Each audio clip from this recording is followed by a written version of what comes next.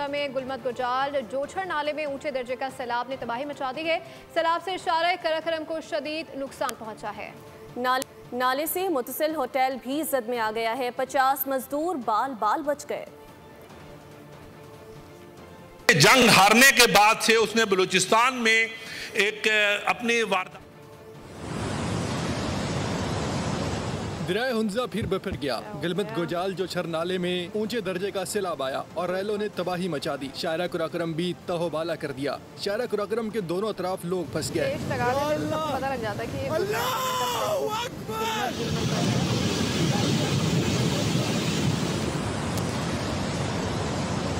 बोल से गुफ्तगू में तर्जमान गिलगित बल्तिस्तान फैजुल्लाह फिराक ने तफसीलात बताई। कहा कि सूरत हाल से शारा रेशम भी मुतासिर हुई। मौके पर काम करने वाले मजदूर बाल बाल बच गए। पास लोग रहते हैं, उनके घर हैं, खेत खलियान हैं, दरख्त हैं, उनके नुकसानात की बहाली के लिए काम कर रहे थे और लोगों की पूरी आबादी है यहाँ पे।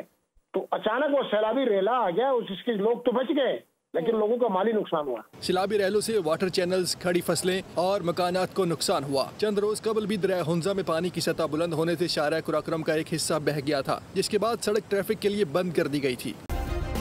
सब्सक्राइब करें और बेल दबाएं ताकि कोई खबर रह न जाए।